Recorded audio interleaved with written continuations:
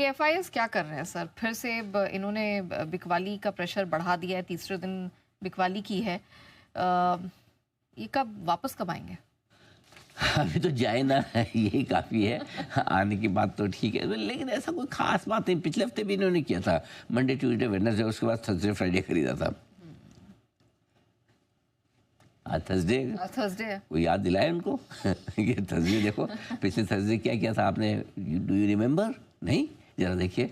But anyway, ऐसा कोई days का कोरिलेशन ऐसे देखने में लगता है, लेकिन कोई भी फंड में खरीदने बेचने के लिए ऐसे नहीं देखता कि इस दिन खरीदना है उस दिन बेच रहा है। बट इन एनी केस 3 दिनों से थोड़ी बिकवाली। लेकिन एक बात इंटरेस्टिंग क्या है नेहा, कोई बिकवाली बड़ी नहीं है। देखिए कल 1562 करोड़ की कैश में बिकवाली की, और 1500 करोड़ क्या बड़ी बात है हमारे मार्केट के लिए। नेट बिकवाली कम है, ठीक है। स्टॉक फीचर्स तो थोड़े खरीदे ही, इंडेक्स फीचर्स 2000 करोड़ से ज़्यादा के बेचे हैं।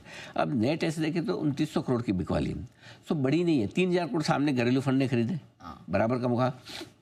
तो बात ये है कि फिर भी हम क्यों गिर गए 88 पॉइंट निफ्टी पे, फिर भी 500 क्यों बैंक निफ्टी पे घट गए।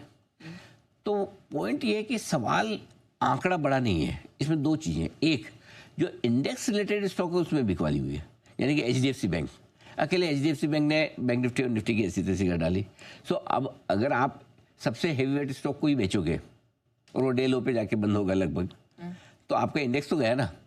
दूसरी चीज़ क्या है कि आपकी बिकवाली थोड़ी ब्रॉडर मार्केट में हुई। अब ब्रॉडर मार्केट में 2 दिन से लाल निशान में बंद हो रहा है स्मॉल कैपिटल।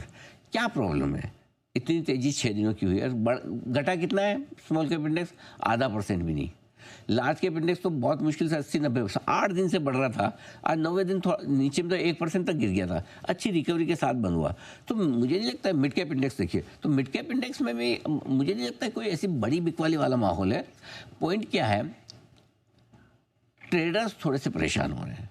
क्या होता है, ये ग्राइंडिंग मार्केट इसको बोलते हैं, जो मतलब है ना, जो लिक्विड ऑक्सीजन वाला मार्केट है। अच्छा। तो आप वो लिक्विड आपको जीने देगी, ऑक्सीजन आपको मरने नहीं देगा। तो मतलब है ना, इंडेक्स देखोगे आपसे तेजी हो नहीं पाएगी, स्टॉक्स देखोगे तो आपको लगेगा यार होल्ड करने में समझदारी है। और धीरे धीरे जब नीचे सरकता है ना, तो या तो मार्केट धीरे धीरे ऊपर जाए तो आपसे खरीदा नहीं जाएगा, और धीरे धीरे नीचे जाए तो आपसे बेचा नहीं जाएगा। अच्छा, आज इतना ही गिरा, देखते कल देखते हैं। रोज 1-1% आपका 1.5%। अब फॉर एग्जाम्पल 7 दिन हो गए आपको, वोडाफोन आइडिया पॉजिटिव बंद हो रहा है, हर रोज 5-10%। तो आप मूड ही नहीं बना पाएंगे करना क्या है।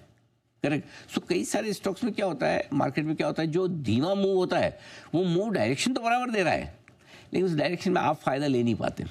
ये बड़ी चीज़ है। सो मेरा ये मानना है कि 3 दिनों से लगातार बिकवाली की है। इंडेक्स स्टॉक फ्यूचर्स में मिला के छोटी है बिकवाली, कोई बहुत बड़ी है नहीं। नई खरीदारी के पहले एफआईज वेट एंड वॉच वाले मूड में शायद रिजल्ट सीजन और ट्रेड डील दोनों का इंतजार कर रहे हैं। भाई 9 अप्रैल को ट्रेड डील है, 10 अप्रैल को TCS है, कर लेंगे ना। उसके बाद कहाँ जा रहा है मार्केट, कौन सा भागा जा रहा है, हम 25,500 पे, कोई 22,000 पे तो है नहीं। करेक्ट, वैसा वाला मामला है। एक तरफा तेजी के बाद थोड़े वैल्यूशन अब इतने सस्ते दिख भी नहीं रहे, ये बात भी सही है। और घरेलू फंड की हल्की फुल्की खरीदारी है, बहुत दिल खोल के, खजाना खोल के नहीं खरीद रहे हैं, ले रहे हैं। उन्हें पता है एफआईज बचेंगे तो हमें लेना, हमारी जिम्मेदारी क्या है, हमारा मैंडेट क्या है। लेकिन ऐसा नहीं भर भर के ले रहे हो। नेचुरली देखो, उनको भी तो पैसा सोच समझ के ही लगाना है। 22,000 के भाव थोड़ी है, 25,000 के भाव है, तो सोच समझ के लगाएंगे।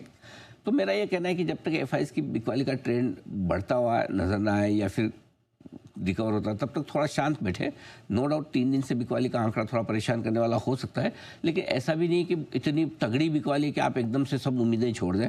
सो आई थिंक जब तक एफआईज और घरेलू फंड की तरफ से आंकड़े बड़े ना आने लगे, तब तक आप अपनी शांति से बैठिए, अपनी खरीदारी और बिकवाली दोनों की स्पीड धीमे रखिए। हाई कन्विक्शन वाले ट्रेड और थोड़े से लॉन्गर टर्म वाले जो ट्रेड हैं वही होल्ड करिए, बाकी निकल जाए। क्योंकि जब कभी कभी क्या होता है, जब शॉर्ट टर्म ट्रेंड आपको क्लियर समझ में ना आए, तो आपको बाजार के बड़े ट्रेंड पर शिफ्ट होना चाहिए, और बड़ा ट्रेंड अभी भी तेजी का है, वो ध्यान में रखना चाहिए। ठीक है, ये तो समझ में आ गया। लेकिन सर वीकली